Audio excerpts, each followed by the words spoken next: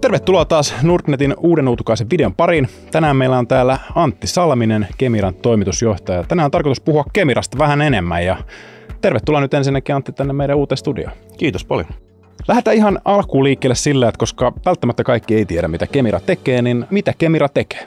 Joo, Kemira on yli 100 vuotta vanha kemian alan firma, joka tänä päivänä keskittyy valmistamaan kemiaa ja siihen liittyviä palveluratkaisuja vesi-intensiivisille teollisuuden aloille. Eli meillä on käytännössä niin kuin tänä päivänä 2 liiketoiminta-aluetta, josta toinen on vedenkäsittelykemia vesilaitoksille, teollisiin vedenkäsittelysovelluksiin ja toinen on sitten paperi- ja selluteollisuuden kemia, eli siellä niin kuin kaikki kokonaisratkaisuja oikeastaan, kaikki kemian ratkaisut, mitä paperi- ja selluteollisuus tarvitsee. Sä oot ollut suhteellisen tuore TJ nyt tuolla Kemiran puolella, niin minkä tyyppinen mies siellä pallilla tällä hetkellä istuu?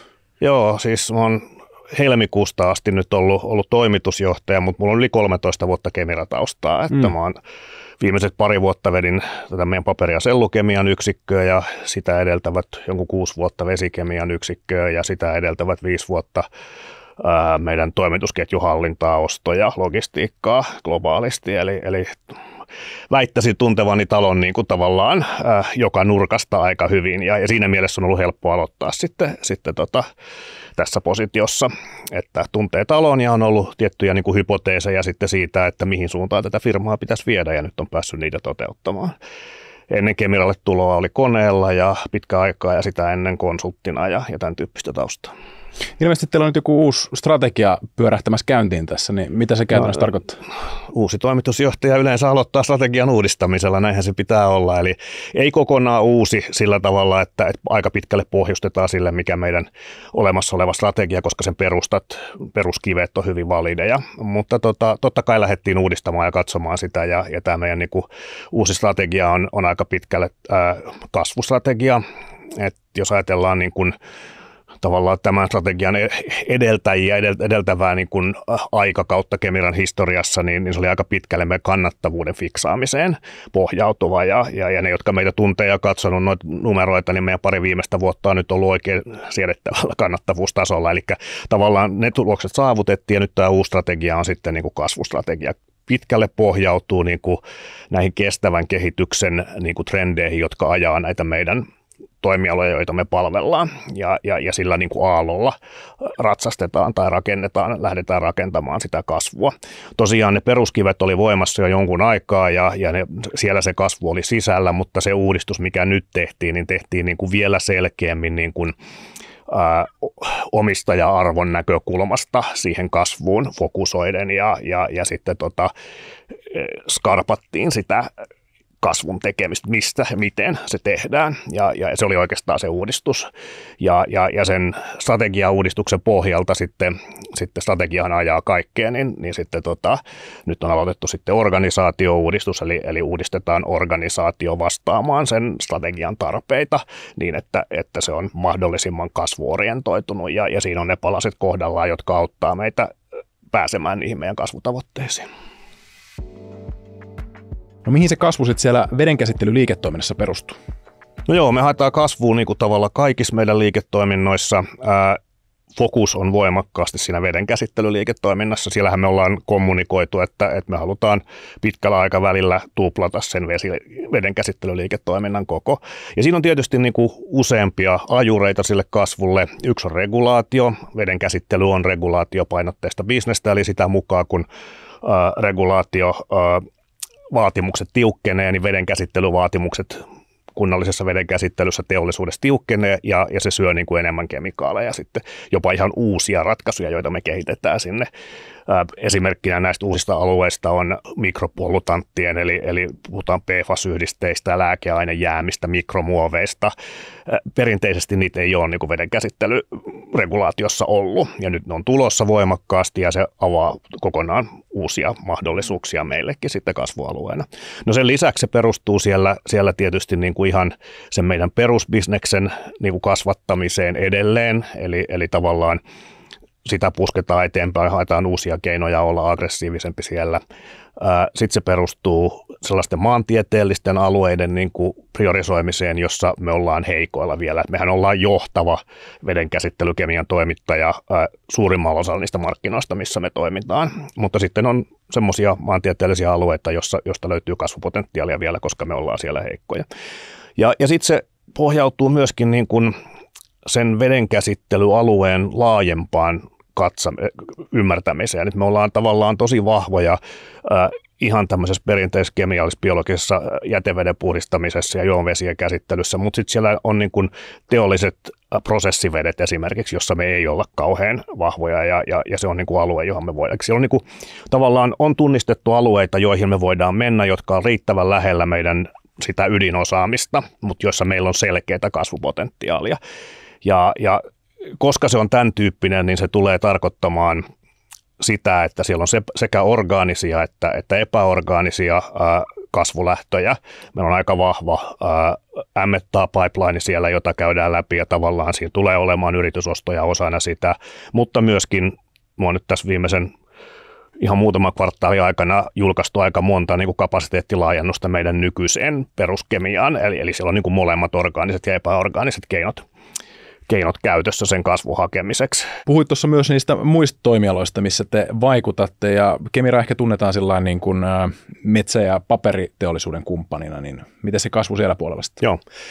Me ollaan tosiaan pitkäaikainen kumppani niin kuin kaikille näistä, esimerkiksi näistä pohjoismaisista metsäteollisuusjäteistä, ja me ollaan toimittu vuosikymmeniä siellä. Me ollaan yksi 2 maailman johtavasta niin kuin kemian toimittajasta sille alueelle. Sehän on teollisuuden ala, joka sinänsä on aika isossa murroksessa, jota ajaa niin kuin myöskin iso megatrendi, eli uusiutuviin materiaaleihin panostaminen fossiilisten sijaan. Ja vaikka niin kuin joku paperin tuotanto sinänsä ei kasva, jopa laskee kehittyneillä markkinoilla, mutta hyvänä esimerkkinä on pakkaaminen, joka tavallaan kun pyritään muovipakkauksista pois, niin siellä niin kuin kaikkein luonnollisin vaihtoehto on puukuitupohjainen pakkaus, eli pakkauspahvit, kartongit, jossa me ollaan toimittu jo pitkään ja ollaan tosi vahvoja, ja me nähdään siellä niin kuin kasvutrendiä ihan tämän tavallaan fossiilisista raaka-aineista pois pääsemisen pakottavan tarpeen takia. Ja siellä on paljon niin kuin lisäkasvumahdollisuuksia tässä kuitutaloudessa, eli tavallaan uusiutuvat luonnonkuidut, olkoon ne sitten puusta lähtöisin tai hamppua tai olkea tai muuta, niin meillä on se tavallaan kuitukemian osaaminen, jossa me ollaan ihan maailman ykkösiä. Niin nämä tarjoaa sellaisia niin kuin kasvualueita aika hyvin siellä, semmoisissa alueissa, mitkä on joko sitä niin kuin perinteistä niin kuin paperi- ja selluteollisuutta, taikka sitten hyvin lähellä sitä. Et jos katsotaan, mitä nämä meidän pohjoismaiset isot asiakaskumppanit on viime vuosina tehneet ja lanseerannut, ne on siirtynyt siitä puusta, niin kuin ei tehdä pelkästään paperia ja pahvia, vaan siitä tehdään biokemikaaleja, siitä tehdään komposiittimateriaaleja, siellä tutkitaan mahdollisuuksia akkumateriaaleihin ja niin edelleen. Ja nämä on niitä kasvulähtöjä, missä me halutaan olla mukana kumppanina. No minkälaiset taloudelliset tavoitteet Kemiralla sitten on? Että onko siellä varaa maksaa kenties vaikka osinkoja? Että suomalaiset ehkä on tunnetusti tämmöisiä osinkohaukkoja. Joo. Mehän päivitettiin meidän pitkän tähtäimen taloudelliset tavoitteet just pääomamarkkinapäivän yhteydessä syyskuussa ja lanseerattiin ikään kuin tämmöinen raami, joka ikään kuin kertoo siitä, että miten me halutaan kasvaa. Eli siellä on yli 4% vuotuinen keskimääräinen kasvu, joka ylittää selvästi meidän pohjamarkkinoiden kasvun. Ja sitten samaan aikaan pitää kannattavuus haarukassa, jossa me nyt operoidaan tällä hetkellä. Eli tavallaan se on kommunikoitu haarukkana, joka antaa sen käsityksen siitä, että totta kai meillä on niin kuin esimerkiksi just tämä paperi- ja selluteollisuus on syklistä ja sitä kautta meille, niin siellä voi olla kvartaali- ja vuosivaihteluita siinä kannattavuudessa, mutta me on sitouduttu tekemään se kasvu pysyen siinä kannattavuushaarukassa, joka itse asiassa kemian teollisuudelle on aika terveen hyvä kannattavuushaarukka. Ja sitten sen lisäksi me on pääoman käytön tehokkuuteen liittyen sitten kommunikoitu siellä ROSE-tavoite yli 16%, joka taas on kemian teollisuudelle niin kuin erittäin hyvä luku. Se on selvästi alempi luku, se pohja, mikä me siinä on kommunikoitu, kuin missä me tällä hetkellä operoidaan. Meillä on 20% ROSE, ja se tavallaan myöskin niin kuin asettaa sitä raamia ja kuvaa, että me tiedetään, että sen kasvun tekeminen tulee vaatimaan investointeja ja sitä kautta tavallaan sitä pääomaa tullaan allokoimaan sinne kasvuun, mutta mitä tahansa me tehdään, niin se antaa niin kuin sijoittajillekin sen pohjaturvallisuuden, että ton alle me ei tulla menemään niin kuin tässä meidän kasvuponnisteluissa. Meillä on tällä hetkellä todella vahva tase ja se antaa meille mahdollisuuden investoida tähän kasvuun. Ja sitten sen lisäksi kysyit osingoista, niin me ollaan tunnettu ihan kohtuu hyvänä osingonmaksajana. Meillä on selkeä politiikka, että meillä on kilpailukykyinen ja yliajan kasvava osingonmaksu, eli se on niin kuin osa sitä meidän keinoja palauttaa sijoittajille pääomia, ja se politiikka pysyy. Se on, ja nyt jos katsoo historiaa, niin kyky maksaa osinkoja on parantunut, niin me ollaan upgradeattu niin kuin lähes vuosittain sitä meidän osingonmaksua. Kuitenkin taas pitää niin kuin mielessä sen, että se oikeasti se sijoittajille, omistajille arvonlisän tekeminen tällä hetkellä meillä on siitä kasvusta tosi paljon kiinni.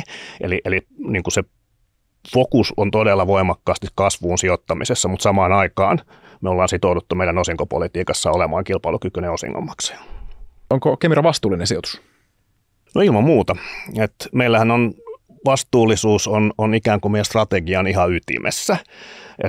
Et se on niin kuin jopa formuloitu niin, että se on sustainability driven growth, mitä me tehdään.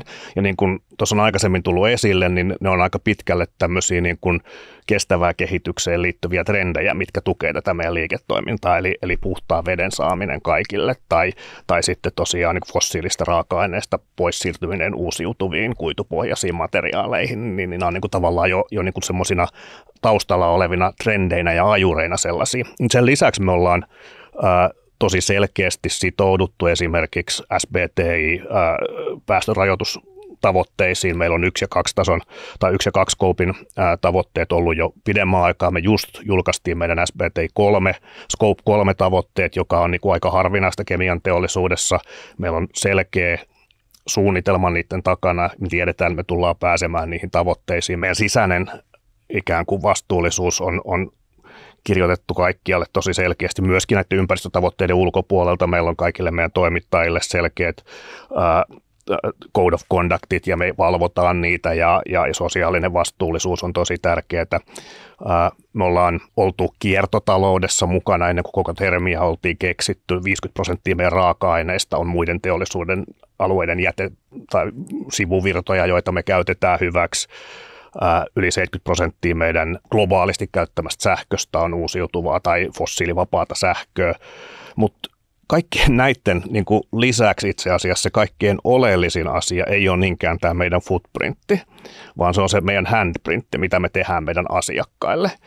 Eli tavallaan ne sovellukset sen kemian ympärillä, mitä me tuotetaan, ja me ollaan tuotu aika paljon uusia tämmöisiä digitaalipohjaisia palvelusovelluksia sinne, jotka auttaa sitä asiakasta toteuttamaan sen oman prosessin, esimerkiksi energiaa säästäen. Energia on vesilaitoksille yksi suurimpia menoeriä ja tavallaan, niin kuin, että jos me voidaan toteuttaa ratkaisu, joka auttaa vähemmällä energialla tuottamaan sen veden puhdistustuloksen, niin kuin hyvä esimerkki siitä. Tai kun me toimitaan yhdessä meidän pakkausteollisuusasiakkaiden kanssa siihen, että pyritään toteuttamaan pakkauskartokin ratkaisuja, jotka tuottaa samat kestävyysominaisuudet 20% vähemmällä kuitumassalla siellä, eli säästetään niin kuin neitseellisen raaka-aineen käyttöä ja niin edelleen. Eli se on hyvin pitkälle, niin kuin mun näkökulmasta se on se meidän niin kuin handprint, joka on se oikea kestävyys. Toki me ollaan kaikkien näihin sisäisiin sitouduttu ja mä olen niin kuin hyvin vakuuttunut, että ne tavoitteet saavutetaan, mutta se iso impakti tulee sen meidän handprintin kautta. No tässä on varmasti tullut jo paljon kaiken näköistä asiaa rivien välistä, mutta tyypit tuolla ruudun toisella puolella varmasti miettii, että minkä takia Kemiraan pitäisi sijoittaa. Niin kuin sanoit, niin kyllähän tässä on niin kuin ne peruselementit tullut, että me ollaan hyvin kannattava, globaalisti toimiva firma, jonka liiketoimintaa tukee megatrendit. Ne on aika kiistämättömiä ja ne luo sen pohjan sille kasvulle. Meillä on selkeä kasvustrategia, meillä on resursseja sen kasvun toteuttamiseen. Niin kuin sanottu, todella vahva tase, hyvässä tikissä oleva organisaatio, joka tietää, mitä lähdetään tekemään ja miten sitä kasvua tehdään. Me ollaan sitouduttu maksamaan kilpailukykyisiä osinkoja. kyllä mun mielestä tällaiseen firmaan kannattaa sijoittaa. Kiitos Antti haastattelusta, se oli oikein antoisaa. Ja jos kiinnostut Kemirasta sijoituskohteena enemmänkin, niin tuosta videon alta löytyy sitten kaikkea lisätietoa siihen liittyen. Ja me nähdään seuraavilla videoilla. Muista pistää peukkua, pistä kanavaa tilaukseen, koska samantyyppisiä videoita pyritään puskemaan mahdollisimman paljon tänne YouTube-kanavalle. Ja nähdään ensi kerralla. Morjens!